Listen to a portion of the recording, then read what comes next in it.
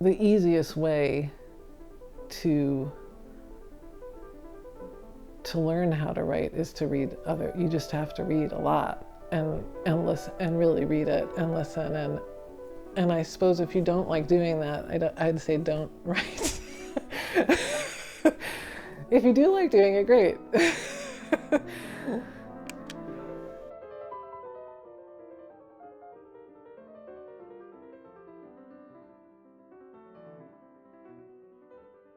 I think one of the things that I had a hard time with when I was younger is that when I read a book that I love, I mimic it.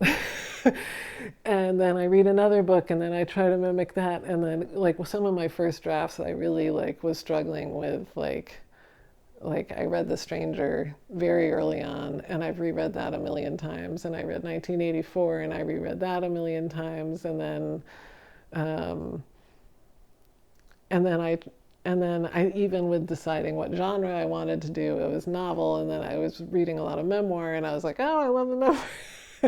So maybe it will take longer to find your voice, but I feel like that's, I guess, you're you're part of a tradition, and you can choose who you want to have as be part of your tradition, and part of honoring that is like looking at how they're doing it and thinking about it, and I love that aspect of it actually. So Melissa Febos wrote a great article in Poets Writers. She kind of talks about how women, there's like this idea of the trauma novel or trauma writing, and the thought that we shouldn't do it. It's embarrassing. You shouldn't go there. And I think that was something that I struggled with a long time.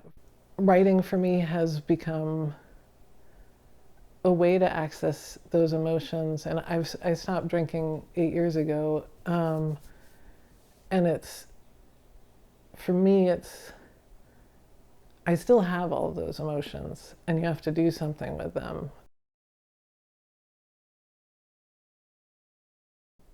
I think the temptation to outline is that it feels safer. You feel like, oh, okay, now I know what I'm going to do. But it's better to, because it's not really dangerous to not know where you're going writing.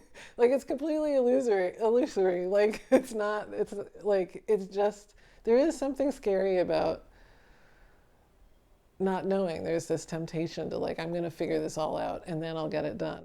For this project, where it is now, I kind of know the shape of what I want to generally happen, but I haven't written it down as an outline.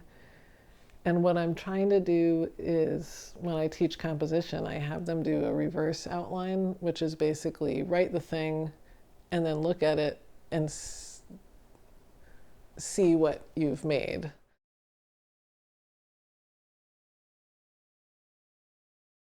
Well, first get them talking. Even if you don't put the dialogue in the story, like have a sense of the way that they talk, who they talk to, and what they talk about, um,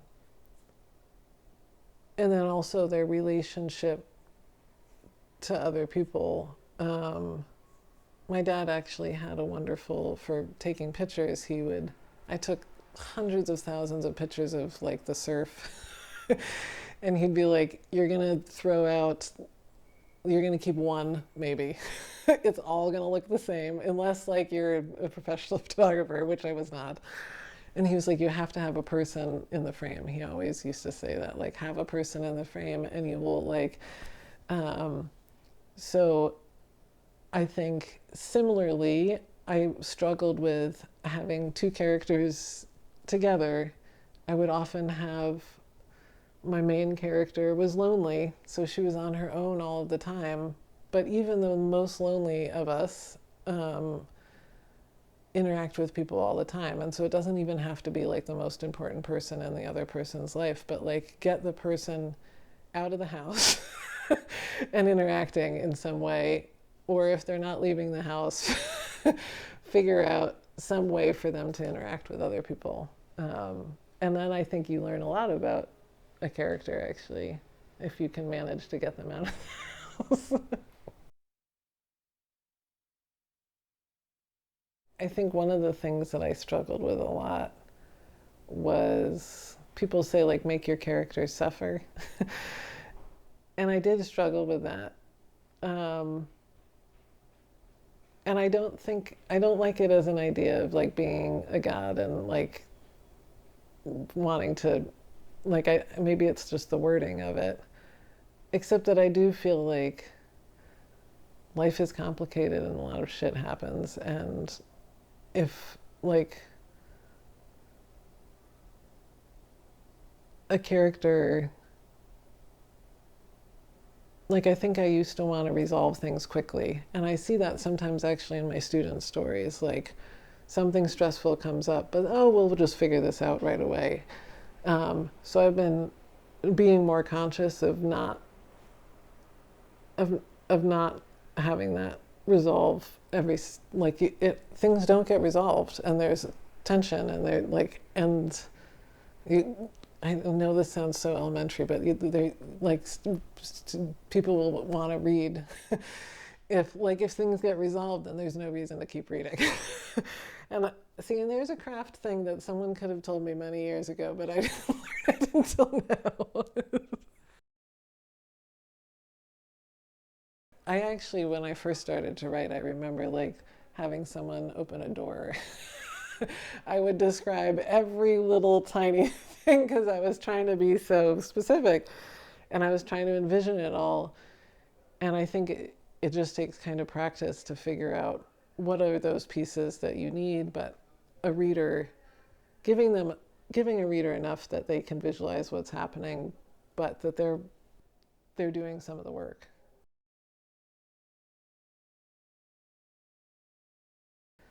I respect the craft, but for me,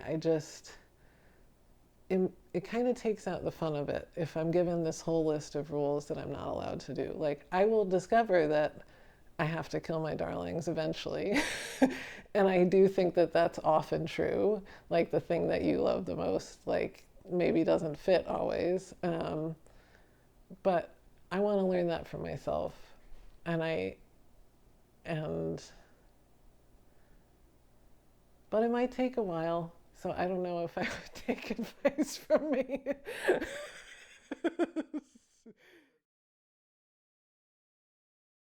I don't want it to be a chore. I want it to be something that I get excited about sitting down at. So in the past, I think the reason why I kind of let myself just go to all different things was that that kind of kept, this is speaking about me and telling something about me, and I would just go all over the place because it was kind of fun. But now it's like, I really, now what is more fun is seeing what I can do with this project and and really not allowing myself to go off. So what I've found is if you're writing by hand and reading out loud at the same time, it slows you down, which can be frustrating. That's maybe a constraint actually that I've found that I really love. I think when a lot of people say they like to type because your brain goes faster, but I actually think the slowing down, the constraint of slowing down really makes you think about the sound of it. And I can kind of hear the language better. I can hear the sentence better.